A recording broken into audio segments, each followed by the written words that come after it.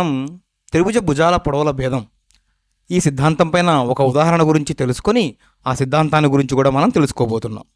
ఇంగ్లీష్లో దీనిని difference between the lengths of sides of a ట్రయాంగిల్గా చెప్తారు. చూడండి, త్రిభుజ భుజాల పొడవుల భేదం మనకు ఏ విధమైన సమాచారాన్ని ఇస్తుందో.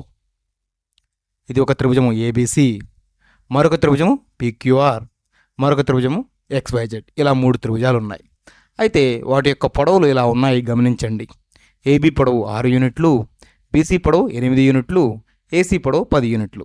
ఇది మొదటి త్రిభుజమైన ఏబిసి త్రిభుజం యొక్క కొలతలు. తర్వాత పిక్యూఆర్ త్రిభుజం కొలతలు ఇలా ఉన్నాయి. పిక్యూ భుజం పొడవు 7.2, అదేవిధంగా పిఆర్ 10.8, క్యూఆర్ 14.3. చివరగా మూడవ త్రిభుజము ఎక్స్వైజెడ్. ఎక్స్వై పొడవు 9, ఎక్స్జెడ్ పొడవు 4 యూనిట్లు, వైజెడ్ పొడవు 8 యూనిట్లు. ఇలా ఉంది. ఈ 3 త్రిభుజాల పొడవులు మనకు తెలిసాయి కదా. ఇప్పుడు ప్రతి త్రిభుజం యొక్క పొడవుల భేదములు కనుక్కునే ప్రయత్నం చేద్దాం. చూడండి, మొదటి త్రిభుజం ఏబిసి. ఈ త్రిభుజంలో ఇలా చేద్దామా, ఏసీ మైనస్ బీసీ అంటే ఏసీ భుజం పొడవులోంచి బీసీ భుజాన్ని తీసివేద్దాం. ఏసీ ఎంత? 10 యూనిట్లు, బీసీ ఎంత? 8 యూనిట్లు. తద్వారా ఎంత వస్తుంది? 2 వస్తుంది ఫలితం.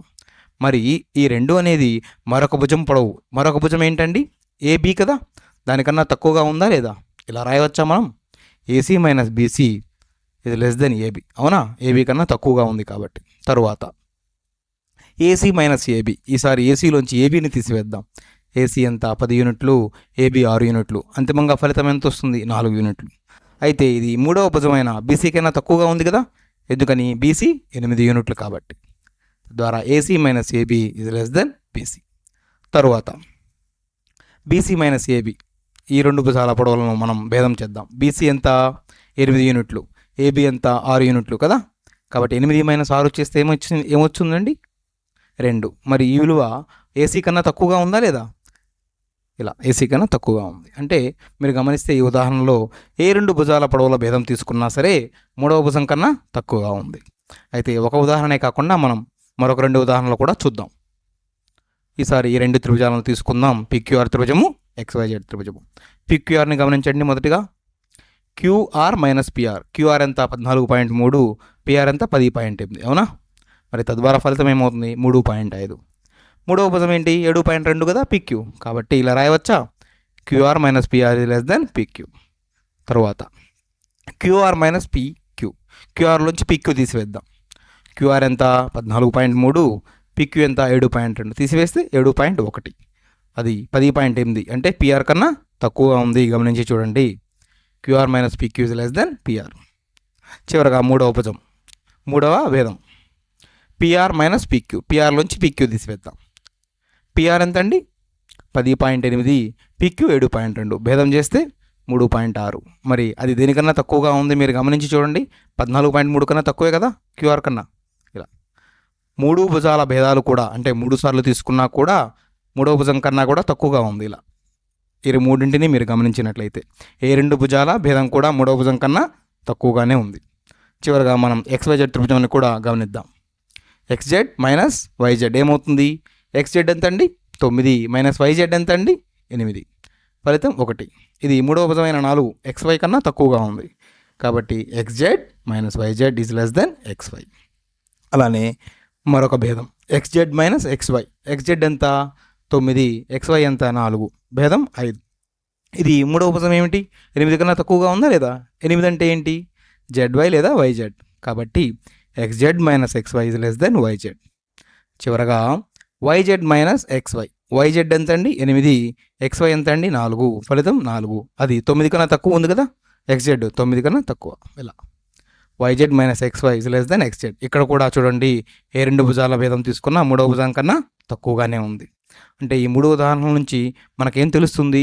త్రిభుజంలో ఏ 2 భుజాల భేదం తీసుకున్నా సరే మూడవ భుజం కన్నా తక్కువగా వస్తుంది. దీనినే మనం త్రిభుజ అసమానత్వ ధర్మంగా కూడా చెప్పవచ్చు. ఒక త్రిభుజంలోని ఏవైనా 2 భుజాల పొడవుల భేదం ఎల్లప్పుడూ మూడవ భుజం పొడవు కంటే తక్కువగా ఉంటుంది. దీనినే త్రిభుజ అసమానత్వ ధర్మం లేదా భుజ అసమానత్వ ధర్మం అని కూడా చెప్తారు. ఏసీ ఒక భుజము త్రిభుజంలో దాని యొక్క పొడవు 10 యూనిట్లుగా ఉంది. ఏబి 6 యూనిట్లుగా ఉంది. బీసీ భుజం పొడవు మనకు తెలియదు అనుకుందాం. బీసీ భుజం పొడవు ఎలా ఉంటుంది, దేనిపైన ఆధారపడుతుంది, ఏ దగ్గర కోణం పైన ఆధారపడుతుంది అంటే ఏబీకి ఏసీకి మధ్యలో ఉన్న ఈ కోణం పైన. ఎప్పుడైతే ఈ కోణం తగ్గుతూ ఉంటుందో బీసీ భుజం పొడవు తగ్గుతూ ఉంటుంది. మీరు గమనించి చూడండి. ఇప్పుడు ఏసీ 10, ఏబీ 6, బీసీ ఎంతో విలువ ఉంది అనుకుందాం. తరువాత ఇప్పుడు ఏసీ 10 అలానే ఉంది, ఏబీ 6 ఇలా ఉంది, అయితే కోణం తగ్గింది కదా. ఇప్పుడు ఖచ్చితంగా బీసీ పొడవు తగ్గింది. మీరు గమనించి చూడండి. ఎందుకని, బీసీకి దగ్గరగా వచ్చింది కదా. అలానే మరికొంత కోణం తగ్గిద్దాం ఏ శీర్షం దగ్గర. ఇలా మరికొంత కోణం తగ్గించి ఇలా బీని కూడా మనం ఏసీ గీత మీదకి తీసుకువెళ్ళినప్పుడు ఏమవుతుంది, మీరు గమనించండి. ఏబీ 6 యూనిట్లు కదా, మరి బీసీ ఎంత అవ్వాలి, 4 అవ్వాలి. అవునా కాదా?